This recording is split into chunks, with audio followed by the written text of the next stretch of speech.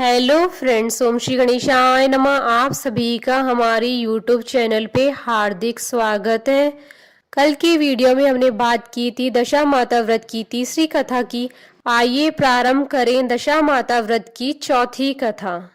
एक साहूकार था, उसके परिवार में 5 पुत्र और उसकी बहुएं तथा एक पुत्री थी। पुत्री का विवाह हो चुका था परंतु उसका गौना नहीं हुआ था, इस कारण से वह भी अपने माता पिता के घर ही रह रही थी। एक दिन साहूकार की पत्नी दशा माता का डोरा ले रही थी। उसकी बहुओं ने भी डोरे लिए। बहुओं ने अपने सास से पूछा, क्या ननद के लिए भी डोरा लेना है? सास ने कहा हाँ। इस पर बहुओं ने कहा कि उनकी तो विदाई होने वाली है, यदि व्रत से पहले ही विदा हो गई तब क्या होगा? सास ने उत्तर दिया, मैं व्रत का सारा सामान साथ में दे दूंगी, वह अपने ससुराल में पूजा कर लेगी। ऐसा ही हुआ। उसके ससुराल से लेने उसका पति आ गया। माँ ने बेटी को विधि पूर्वक विदा किया और उसकी पालकी में पूजा का सब सामान रखवा दिया। लड़की जब अपने ससुराल पहुंची तो उसे घर के आंगन में गलीचा बिछाकर बिठाया गया। आस पड़ोस की महिलाएं नई बहू को देखने आने लगी। सब उसकी सुंदरता और गहने कपड़ों की तारीफ करने लगी। किसी की निगाह उसके गले में बंधे डोरे पर पड़ गई। वह बोली, बहू की माँ तो बड़ी टोटके वाली है। सबकी निगाहें उसकी बात सुनकर उसके गले में पड़े डोरे पर पड़ी। सभी स्त्रियां डोरे के बारे में अपनी अपनी राय प्रकट करने लगी। शाम को सास, ननद, देवरानी, जेठानी, घर की सभी स्त्रियां भी उस डोरे की चर्चा करने लगी। सब डोरे की निंदा कर रही थी। सुबह से शाम तक डोरे के बारे में सुनते सुनते बहू का दिमाग खराब हो गया। उसने डोरे को गले से उतारकर जलती हुई आग में डाल दिया। डोरे के जलते ही सारे घर में आग लग गई। घर में रखा सब धन धान्य जल गया। सब आदमी अपने प्राण बचाकर घर से बाहर भागे। घर में केवल नई बहू और उसका पति रह गया, बाकी सब भाग गए। घर का सारा सामान जल गया था। घर में अब न खाने को अन्न था और न ही पहनने के लिए वस्त्र बचे थे, इसलिए दोनों पति पत्नी गांव छोड़कर रोजगार खोजने चल दिए। चलते चलते उसी गांव में पहुंच गए जहां की वह लड़की थी। लड़की ने अपने पति से कहा, तुम यहाँ भाड़ झोंको, मैं भी कोई काम ढूंढती हूँ। पत्नी का कहना मानकर वह भाड़ झोंकने लगा। वह स्वयं एक कुएं पर जाकर बैठ गई। उस कुएं पर सारे गांव की स्त्रियां पानी भरने आया करती थी। उस लड़की की भाभियां भी उस कुएं पर पानी भरने आई, परंतु उन्होंने अपनी ननद को नहीं पहचाना। वह उनसे बोली, तुम तो किसी भले घर की लड़की मालूम होती हो, कुछ काम करना चाहती हो तो बोलो। लड़की बोली, काम तो करूंगी परंतु कोई नीच काम नहीं करूंगी। बड़ी भाभी बोली, हमारी ननद ससुराल चली गई है, तुम हमारे बच्चों की देखभाल करती रहना और हमारे घर से सीधा लेकर अपना भोजन बना लिया करना। लड़की इस काम के लिए राजी हो गई। लड़की की भाभियां अपने घर आई और सास से बोली, कुएं पर एक अनाथ लड़की बैठी है, वह हमारे घर रहने और बच्चों की देखभाल करने के लिए राजी है, आप कहो तो हमें उसे रख लें। सास ने कहा, खुशी से रख लो, परंतु आपस में कलह मत करना। सब बहुएं राजी हो गई। वे वापस कुएं पर आई, उसे घर ले आई।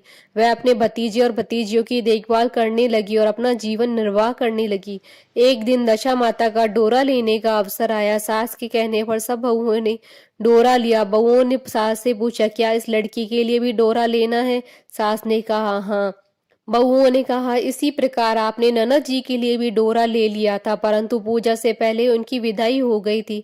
अब इस लड़की को डोरा दिलाना चाहती हूँ, यदि वह पूजा से पहले चली गई तो क्या होगा? सास बोली, तुम्हारी ननद ने अपने घर जाकर पूजा की होगी। यह लड़की पूजा होने तक इसी घर में रहेगी तो अपने आप पूजा में शामिल हो जाएगी। यदि कहीं चली गई तो वह वहां पर भी पूजा कर लेगी। सर्वसम्मति से लड़की ने दशा माता का डोरा ले लिया। 9 दिन तक वह दशा माता की कहानी तथा व्रत पूजन में शामिल होती रही।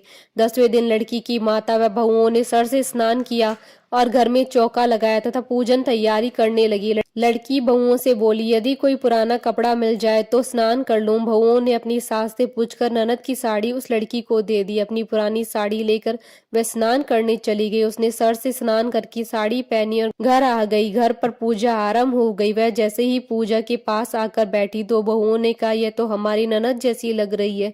इस पर सास ने नाराज होकर कहा, तुम्हारे मन में जो आता है बोलती रहती हो, पूजा के समय भी चुपचाप नहीं बैठा जाता है। चुप रहो, मुझे कथा कह लेने दो, तुम्हारी बातों से कथा में विघ्न पड़ता है। बहुएं चुप हो गई। घर की सभी स्त्रियों ने पारण किया, लड़की ने भी पारण किया। इसके बाद स्त्रियां एक दूसरे का सर गूंथने लगी। एक ने लड़की का सर गूंथना शुरू किया। वह बोली, जैसी गूंथ सिर में है वैसी गूंथ हमारी ननद के सिर में भी थी।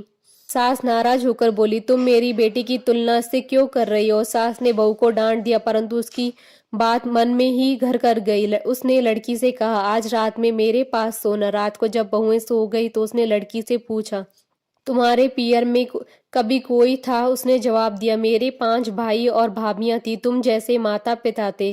उसने फिर पूछा, क्या हुआ। लड़की बोली, पियर में मैंने दशा माता का डोरा लिया था, उसके पूजन से पहले ही ससुराल के लिए विदा हो गई। ससुराल में पहुंचकर मेरे गले में पड़ी डोरे को देखकर स्त्री हंसी उड़ाने लगी। तब मैंने उस डोरे को आग में डाल दिया। उस डोरे के साथ सारा घर जलकर भस्म हो गया। सब लोग भाग गए। हम दोनों भागकर इस गांव में आ गए। उसकी माँ ने पूछा, तुम्हारा पति कहाँ है। लड़की ने कहा, वह भड़बूजे के यहाँ भाड़ झोंकता है।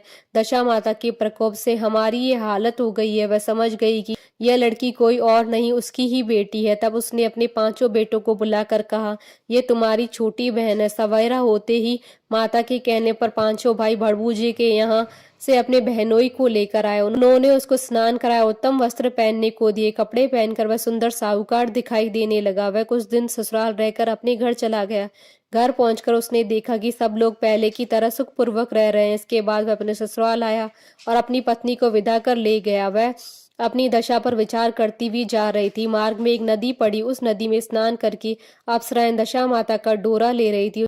उनके पास एक डोरा बच गया था। वे अप्सराएं बोली, यदि इस डोली में कोई उच्च वर्ग की स्त्री हो तो उसे डोरा दे दे। उन्होंने डोली के पास जाकर पता किया तो वह डोरा उस लड़की को दे दिया। जब लड़की अपने ससुराल पहुंची तो सास थाल सजाए, ननद कलश ली और देवरानी जेठानी अन्य मांगलिक वस्तुएं लिए उसका स्वागत करने के लिए खड़ी थी। नेक दस्तूर हो जाने के बाद लड़की को आसन पर बैठाया गया। आसन पर बैठने के बाद लड़की ने कहा, आप लोगों ने पहली बार दशा माता की डोरे के लिए अपशब्द कहे थे, जिसका फल यह हुआ कि घर के सब लोग बिछड़ गए तथा घर में धन धान्य जलकर स्वाह हो गया। बड़ी मुसीबतें उठाने के बाद अब अच्छे दिन आए। आप में से कोई भी अब मेरे दशा माता के डोरे की निंदा करने की भूल न करे। जब मेरा व्रत हो तो सब श्रद्धा पूर्वक पूजा करे। सब ने खुशी खुशी उसकी बात मान ली। 9 दिन तक व्रत चलता रहा। 10वें दिन विधि पूर्वक डोरे की पूजा की गई। 7 सुहागनों को न्योता दिया गया। उनका श्रृंगार करके आंचल भरा गया। इस प्रकार दशा माता का पूजन समाप्त हुआ। जिस प्रकार दशा माता ने उस लड़की के दिन फेरे, वैसे ही सब पर दया करी। बोलिए दशा माता की जय। आशा करती हूँ कि आपको दशा माता व्रत की चौथी कथा का ये वीडियो पसंद आया होगा, तो आप इस वीडियो को अधिक से अधिक लाइक और शेयर कीजिएगा ताकि सभी भक्तों को इस वीडियो का लाभ प्राप्त हो सके। आप हमारे चैनल को सब्सक्राइब जरूर कीजिएगा अगर अब तक नहीं किया है तो, ताकि आप और हम कनेक्टेड रहें। साथ ही प्रेस कर डालना भूलिएगा बेल आइकन को, जिससे नए वीडियो से रिलेटेड नोटिफिकेशन आपको तुरंत प्राप्त हो सके। ओम श्री गणेशाय नमः।